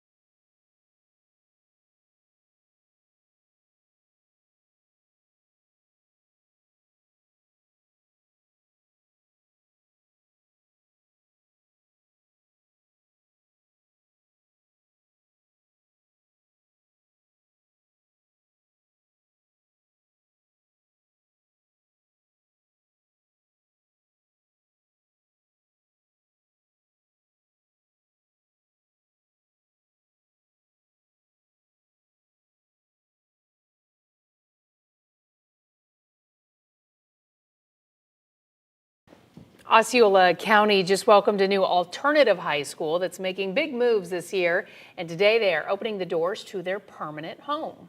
Your Osceola County community correspondent Stephanie Rodriguez shows us how the school will help students who have fallen behind get back on track. Vineland Lakes High School is all about setting students up for success so they can graduate and go on to the next chapter, no matter the obstacles they may face. So we're able to accommodate over 450 students. Adorned with orange and yellow, the Hive at Vineland Lakes High School is helmed by the Queen Bee, Dr. Tiana Coleman. Our motto is together we swarm, we strive, and we succeed. The school, a second-mile tuition-free charter school, the high school works with the Osceola County School District to provide an accelerated learning program for students behind on credits. So Vineland Lakes is a school that helps our students that need to catch up so that they can still have the chance to graduate. School started in August, but now they're in a brand new building made to cater to students' needs and provide an environment where they can thrive. One thing that I like to say is that we are one of the safest schools around because our kids do go through the metal detector. The other thing is that we take their cell phones so they are able to concentrate, and we don't get any pushback from that. Even though it's a non-traditional school, students still get to attend prom and cross the graduation stage while getting help to figure out what's next. We have Miss Coffee Wilson, who's our college and career specialist. As they settle into this space, a donation of a high-tech translator will expand their reach. Communication is key, and so therefore in having those translators, we are not leaving any student behind. The school is always accepting students, so if you want more information, visit this story at clickorlando.com. I'm your Osceola County community correspondent, Stephanie Rodriguez, News 6. All right, we want to check in now with meteorologist Jonathan Kagas, who's been once again busy tracking those showers from Imelda and, of course, all the rough conditions along the coast. Yeah, just some gusty downpours with us through the evening. No lightning associated with these downpours either, so some good news there. But certainly you know the presence whenever you're outside and you get one of these downpours sliding through. You can track the progression of these and where they're headed with the free News 6 weather app. Just search WKMG on your smartphone on both of those app stores. Again, we have these downpours that continue to work their way inland. The flow off of the Atlantic is from the north-northeast as a result of what is now Hurricane Imelda. Again, that continues to lift away, but you see then the push there from that northeasterly breeze. We have a couple of those downpours now pushing toward Point Sienna. A couple of more downpours that can still hanging out with us, parts of Bithlo and Christmas this evening. Now, the rest of tonight, see a few more of these try to sneak on shore. I think it's a little oversold by future radar, but nonetheless, there will be a couple of downpours pushing back towards the I-95 corridor, maybe as far inland as I-4. That's 8 o'clock tomorrow morning, and we will see a couple of downpours still trying to sneak on shore. Otherwise, though, the further west you are, the drier you're going to be, just like today and just like the last couple of days. And I think this is setting up for really right on through the weekend as well. You're going to see the rain chances going up in the 7-day forecast. Primarily, the highest chance to get wet is going to be along the coast. Late tomorrow night, where we are on the drier side for most of the day, might pop the west coast sea breeze, and that could get a couple of thunderstorms just right along the I-75 corridor. Those would push back to the south and west pretty quickly. Here is the reason for the rough surf. Again, we have Hurricane Imelda off our shores. Umberto now northwest of Bermuda. Because of the interaction between the two storms, it continues to pull Imelda away from the United States. Bermuda is under a hurricane warning tonight as Imelda looks like it's going to make a beeline due to the fact that Umberto is pulling that system, that hurricane, right along with it. Wave heights, again, have been pretty impressive this morning and through the afternoon, crashing at about 8 to 10 feet. We'll continue to watch them subside a little bit over the next couple of days, but it's all relative. You see here still as we get into Friday, we're talking about wave heights crashing at about 6 to 8 feet. Notice how choppy the Atlantic is as a whole. Anywhere you see the orange color here, we have 10-foot waves. Anywhere you see the red color gets up to 20 feet. So we're talking about a very wide swath of the Atlantic churned up due to the fact that we had those dual hurricanes out there, and that's going to take a long time for it to settle down. Obviously, big body of water to start to calm down. That's a live look in downtown Orlando. Really cool shot here with some of the sun's rays sneaking through the clouds. It's a live look with our Light Orlando delivering Hope Skycam. Temperatures back to the upper 70s. The airport still reporting a couple of downpours. The breeze out of the north at about 10 to 15 miles an hour, gusts a little bit higher. Now here's a look at tomorrow. Your forecast is sponsored by Publix. Temperatures tomorrow back into the low to mid 80s along the coast, more like the mid to upper 80s the further west you are. Groveland, good evening, we're at 87. 86 in Ocala, we are at 87 in Denellen as well. Now, we're going to keep things unsettled, at least once we get beyond Wednesday. It's all because of this big chunk of high pressure over New England, and then we also have this front that's stalled out over South Florida. So we're going to keep the flow off of the Atlantic, and you see all the rain there. That's the darker green and the darker yellow. The more yellow it is, the heavier it is, and really residing along the coast. We're going to keep the beaches pretty dangerous, at least those conditions. The surf is going to remain rough through the weekend, and we are going to be dealing with quite a bit of rain, I think, right along the coast especially. 60% shot for those downpours Friday through the weekend, continuing into early next work week. Jonathan, thank you. Tonight, try out the all-new primetime schedule on News 6 Plus. It's a new take on the day's news on News 6 tonight. That's at 9. Go in-depth as Jonathan tracks the tropics and answers your weather questions at 9:30. Then watch the late news an hour early. It's all tonight on News 6 Plus. You can download that streaming app for free. Search WKMG in your smart TV's app store. It's also on Roku, Apple, and Fire TV. Still to come, a presidential first for Florida. The multi-million-dollar project that's set to transform a Miami parking lot. Plus, coffee prices are perking up. What's causing the spike? And the warning from chains and big name brands. That's next. Coming up in the morning, changing the rules when it comes to staying open late. Yeah, the local city where some new rules are kicking in for bars and nightclubs, and why supporters say it's all in the name of safety. Plus, your weather and traffic every 10 minutes. We'll see you for News 6 mornings starting at 6. And here's a live look from our Daytona Beach cam. You're watching News 6 at 5. We'll be right back.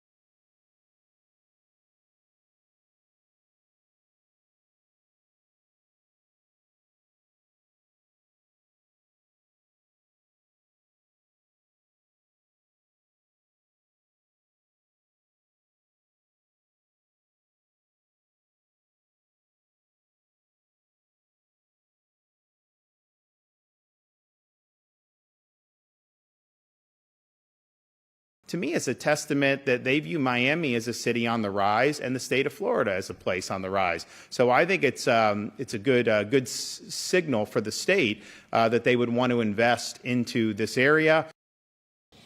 Last week, Governor Ron DeSantis spoke about how a presidential library would bring new economic opportunities to South Florida. Today, Florida officials gave the major development the green light. The governor and the Florida cabinet unanimously approved a land deal for the Donald J. Trump Presidential Library. It's a 2.5-acre site next to Miami's Freedom Tower. The land, currently a parking lot for Miami-Dade College, would become Florida's first presidential library. Meantime, a small group of demonstrators were seen at the potential site yesterday, rejecting plans for the Trump Presidential Library. An FIU professor who organized the protests said the land was meant to expand the college and help educate future generations of students. Trouble may be brewing for what many of us consider a necessity. The price of a pound of coffee has jumped more than $2.50 compared to last year. And President Trump's tariffs are partly to blame. In April, most countries got hit with a 10% tariff. In addition to another hike recently, Brazil now has a 50% tax. Another issue, bad weather in Brazil and Vietnam has hampered production. Starbucks said during a recent earnings call, customers should not expect price increases until the first half of next year. But the brand behind Folgers, Cafe Bustelo, and Dunkin' at-home products said earlier this summer it will likely hike prices for the third time this year. We still have a lot to come on News 6 at 6. Including breaking news out of Brevard County High School, where another teacher is being looked into over a student's preferred name, what the teacher's accused of not doing. That's coming up. And we have a live look at downtown Orlando from our Light Orlando Delivering Hope camera. What a beautiful shot there. Looks like we're peeking into the heavens. You're watching News 6. We'll be right back.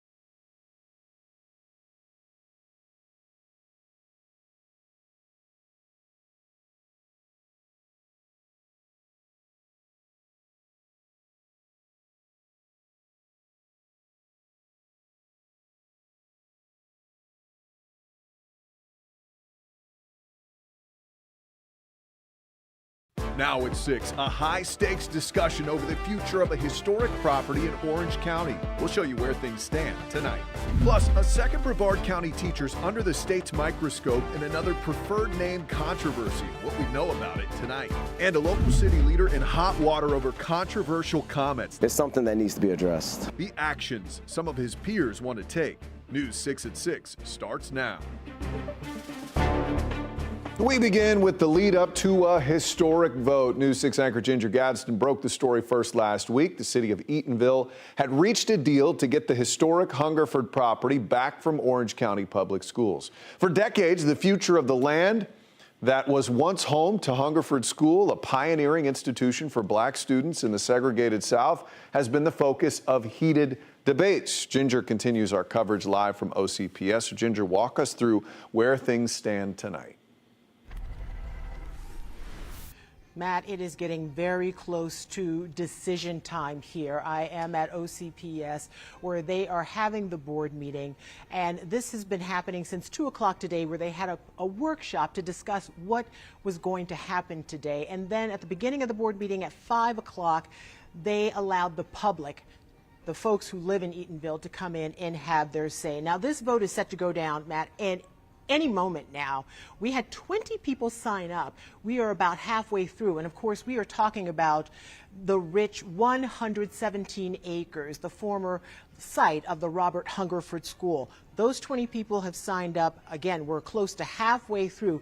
This is where the board members are now giving citizens their chance to have their say before this school board, and they got an earful. But believe it or not all of it was bad. Listen.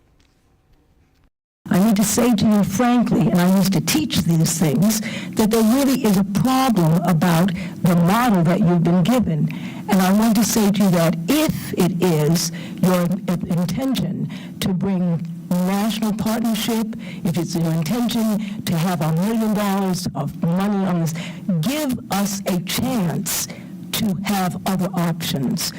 Table it for 6 months, not forever. We're in the process of actually working on an economic impact study about cultural heritage tourism. We have had a long and great history with the charities over decades. And what I'd really like to bring a little bit of attention to is the most recent partnership that we've had, and that is at our newest location in the Packing District. That is our new Leonard and Marjorie Williams YMCA. They've made an investment there, not just in our Y, but in that community.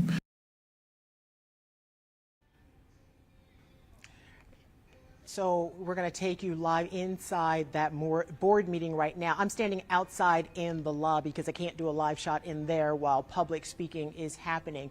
But again, 20 citizens have signed up to speak, and they are each given 2 minutes, and each one of them are taking every second of their time because this decision will be history making.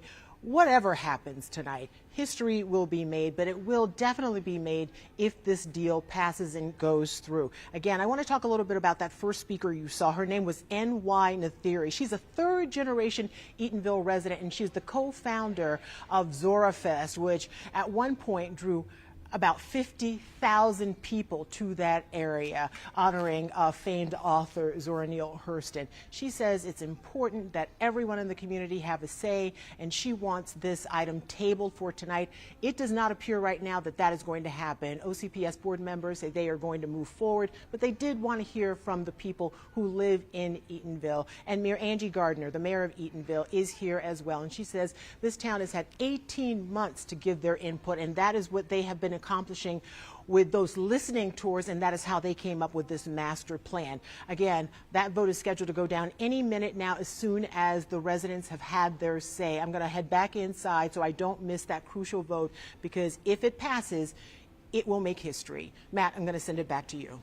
Ginger Gadsden live for us. Thank you. Now to some breaking news at 6. News 6 has learned yet another teacher at Satellite High School in Satellite Beach is being investigated in a separate controversy over a student's preferred name. News 6's Troy Campbell joins us now live from the school tonight. Troy, what can you tell us about this case?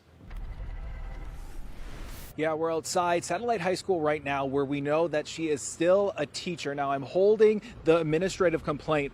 Now, in it, it says that on August 14th, the Commissioner of Education found probable cause to sanction Mrs. Carrie Clapper's teaching certificate after she repeatedly referred to a female student by a name other than their legal name, which is against the law. Now, it goes on to say the science teacher has requested a formal hearing on the issue. The Florida Department of Education also says under the leadership of the Education Commissioner, the department is, quote, committed to ensuring all students have teachers who provide high quality instruction while upholding the law. Now, of course, this isn't the first teacher to be investigated. We've spoken to now former Satellite High School teacher Melissa Calhoun, who lost her job after she admitted to referring to a student by a name other than their legal name. Now, ultimately, the state decided to let her keep her teaching certificate, but Brevard County says she can't teach in the district while she remains on probation. We spoke to students out here who say the investigation is unnecessary. As a student here, what goes through your mind when I tell you that the state is seeking to suspend the teaching certificate to one of the teachers at Satellite High School? Yeah, so obviously just found this out just 5 minutes ago. It's just kind of baffling, you know, that this is going on again after the whole Miss Calhoun thing. You know, at the end of the day, like, we just want to be taught, and we just want, you know, political gymnastics to stop happening at our school. And we've also heard back from Brevard Public Schools who emphasize this investigation is being done by the state, not the school district. And again, they say Ms. Clapper is still an employee at the school. Live in Brevard County, Troy Campbell, News 6. Back to you. Troy, thank you. Some more good news on the tropical front as hurricanes Imelda and Humberto continue their path away from the Sunshine States. What we like to report. Meteorologist Jonathan Kegas joins us now. Jonathan, how much longer could our coastline still see rough surf from these storms? Yeah, I think it's going to be a while, likely into the weekend, maybe even beyond. Now, we will see improvements. That's going to be relative. Right now, you see how widespread the big waves are right along our coast. They've been peaking anywhere from 8 to 10 to 12 feet, again, breaking right along the coast. You see even higher, of course, closer to the storms themselves, around 20 to 25 feet closer to Imelda, about 20 to 25 feet as well toward the center of Humberto, hanging out to the northwest of Bermuda. The swells are going to continue, and most of the Atlantic going to be pretty much overtaken by those two storms as they kind of dance around each other and then pull away back towards the east. So that's something we're going to watch. There's also going to be a big chunk of high pressure eventually building over the northeast. Combine that with a stalled front closer to Miami, and that's going to be kind of the reinforcing shot that keeps dangerous beach conditions in play, not only for the next couple of days, but pretty much taking over from those storms right on through the weekend. We'll talk much more about that, Matt, coming up at about 6:17. Jonathan, thank you. A city councilman's once again under fire for social media comments directed toward minorities. Palm Bay community correspondent James Sparvero is now speaking to one of his fellow council members who wants the controversial official to step down. Thursday night here at City Hall, Councilman Kenny Johnson will ask council members to vote to send a letter to Governor DeSantis calling for the suspension of Councilman Chandler Langevin. And so, no, I'm not going to apologize. That was Langevin in February, standing by these comments he wrote on X about Muslims. The ideology of Islam, particularly the political component, does not belong in the United States. Now the councilman's hearing from his critics after writing this about Indians. Quote, "There's not a single Indian that cares about the United States. They are here to exploit us financially and enrich India and Indians. America for Americans." We represent over 140,000 people in the city of Palm Bay that come from all walks of life. The council's heard from some of those people after what Langevin said about Muslims. Your racist foolishness. And following the assassination of Charlie Kirk, Langevin organized what he called a, quote, "March for Charlie Kirk and all victims of left-wing evil." How do you react to the criticism against the name of the event? They're wrong. When you come at the Muslim community or the Indian community or say left-wing evil, these are people that conduct business in the city of Palm Bay. What if all of them just decided at the same time, like the bus boycotts, that they're going to stop business in the city of Palm Bay? It's something that needs to be addressed. And the city was planning on talking about this Tuesday night, but they no longer will be having that special meeting because I found out they won't have a quorum. I also wanted to find out how Langevin feels about Johnson's motion to remove him, but he didn't respond to me. So that means watch for our continuing coverage at the regular council meeting Thursday night. We'll bring you all updates right here on News 6 and clickorlando.com. In Palm Bay, Brevard County, I'm your community correspondent, James Sparvero, News 6. Well, nearly 2 weeks now after a man died riding Stardust Racers roller coaster at Universal, his family is doubling down on calls for transparency as they raise new questions about the ride's safety. Attorneys for the family of Kevin Rodriguez Zavala say in the days after his death, multiple people reached out to them saying they were also hurt riding Stardust Racers, including one person who claims they became unconscious on the ride and hurt their neck and spine. Attorneys say they should have been having red flags for Universal, and the theme park should have taken action sooner. Problems with restraints, riders being thrown forward, hitting hard structures. This shows that Kevin's case was not an isolated incident. Both Universal and the Florida Department of Agriculture have said the ride was functioning as intended when the incident happened. Family attorneys say Universal's cooperating with them and scheduling a time for their experts to inspect that coaster. Still to come on News 6 at 6, leaders in one community want more money for their shuttle program, but are people even using this thing? We're looking at how much it's being relied upon. Plus, the Orlando Magic begin training camp today. We're checking in with the team as they gear up for a season with some very high expectations. This portion of the news is sponsored by Advent Health, helping the communities we serve to feel whole.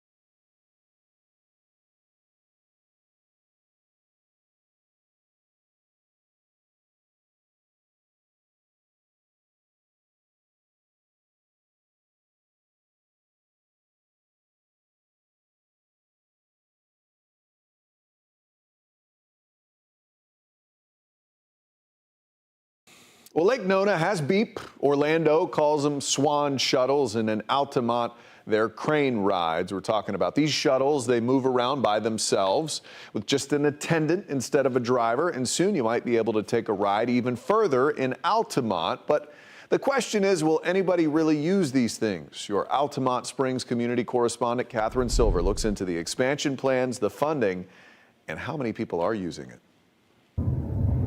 Maybe you've spotted these shuttles around Uptown or the mall. These aren't your average vehicles. These are autonomous electric shuttles. They drive themselves. The city calls them crane rides, and we're getting on board today to not only show you how they work, but how the city is getting ready to expand the service. There's an attendant on board and enough room for 8 passengers. Most of the time, the shuttle drives itself.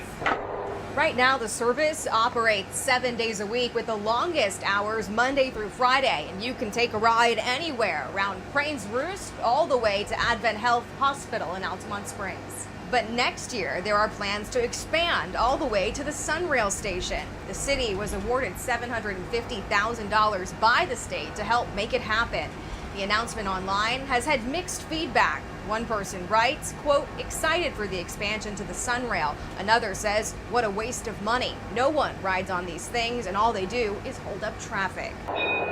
During our ride, no one else was on board. It's about 12:30 on a Tuesday with rain in the forecast. How many people are riding these shuttles? We've moved 12,000 people so far. Frank Martz is the city manager. We'll be able to connect virtually everything in Crane's Roost over to I-4, over to Sunrail, and have enough vehicles to provide good service that will attract riders. This is a place where there's grocery stores, there's a hospital, there are restaurants, there's entertainment. What we try to do is plan for 30 years from now today. Is this transforming the future of transportation in the city? I don't know that it's transforming it, but it's giving people another opportunity. We have 95 million cars that drive through Altamont Springs every year. So what we're trying to do is give people who are local here another way to get around so they don't have to get out on 436. In Altamont Springs, Catherine Silver, News 6. All right, now meteorologist Jonathan Kagas joins us. You have a few fronts that you're battling today. Fortunately, one of them is not really an issue. It's more interesting than anything else, right? Absolutely, yeah. Those storms are playing with each other. They're doing a little dance out in the Atlantic, and that interaction's pulling them both away from the shoreline toward Bermuda. So watching for our friends over there. But from a Florida standpoint, we are looking good, except for the beaches. That's what we've been talking about since last week, that would be our main impact.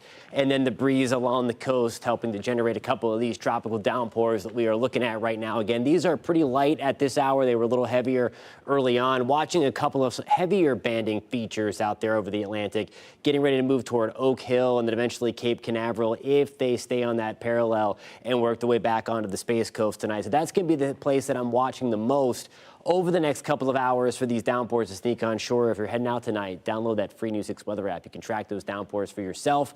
Lightning detection all wrapped in there, all of that for free. A lot of bells and whistles to play with. Of course, you can track the tropics with that app as well. It's all tied into one. They're 6, 7 o'clock for us.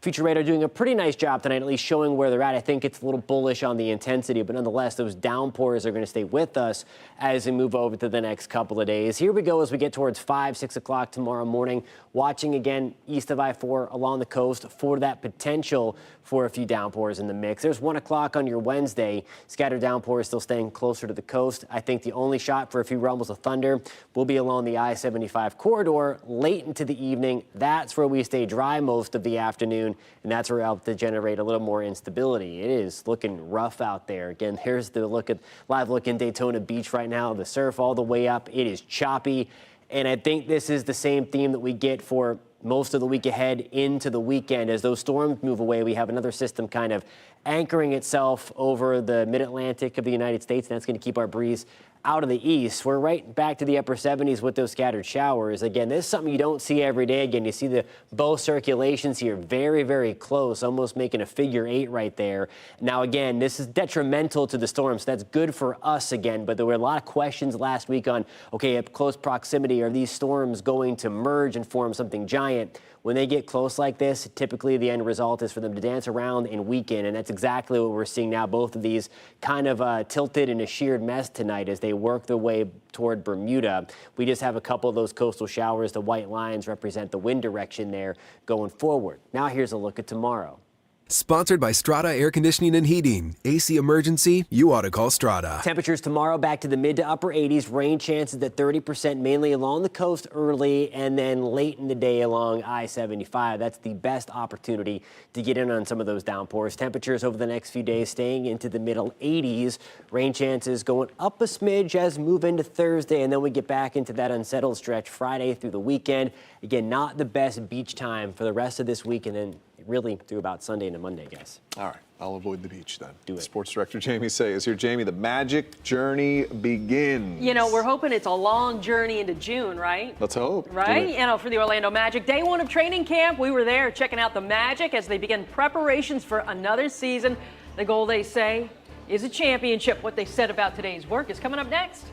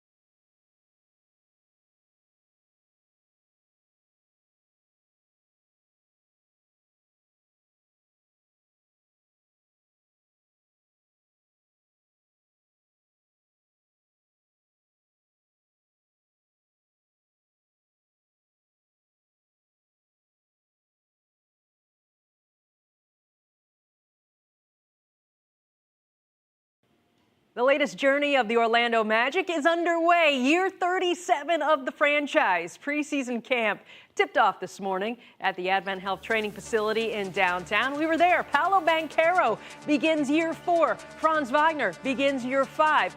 Neither are shying away from setting the NBA championship as their goal this season. While the core of this team is back, the Magic added significant players in the offseason. Guard Desmond Bane is a starter who can knock down threes. Tyus Jones brings veteran experience at point guard. The Magic's first preseason game is this Saturday in Puerto Rico.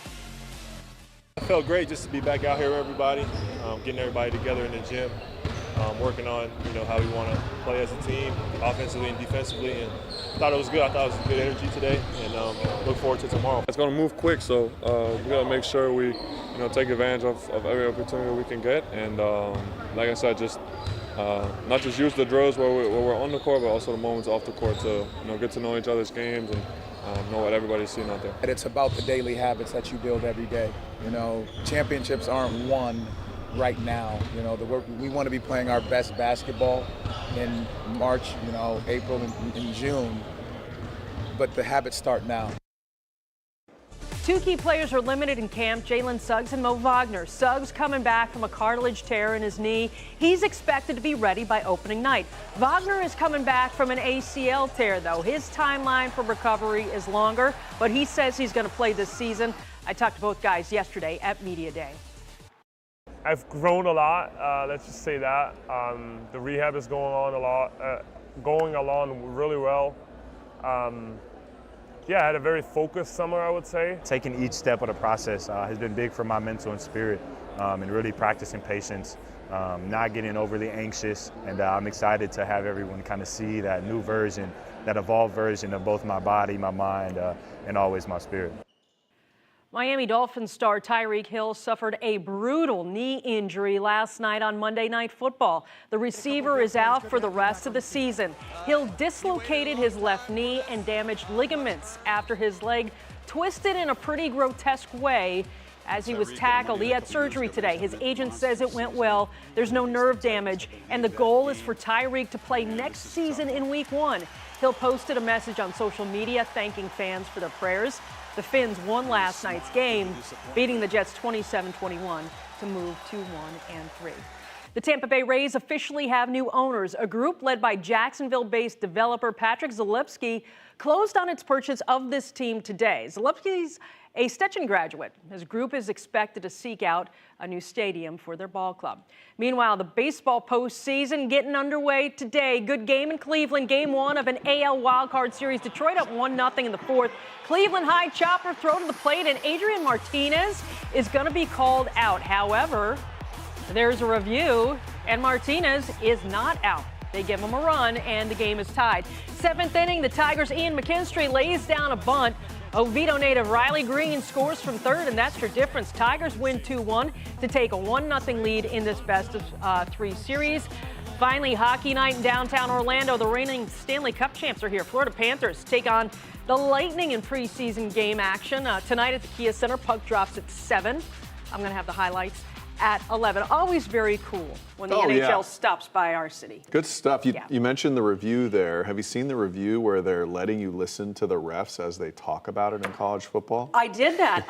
Did you see that against in the Florida State game there? Oh, I saw the terrible call. What was your opinion there, Matthew? Looked like a catch to me, Jamie said, but I'm no professional referee. All right, thank you very much for that. More news coming up at 9 o'clock on clickorlando.com and the News 6 Plus streaming app. Have yourself a great night. It was a catch. It wasn't.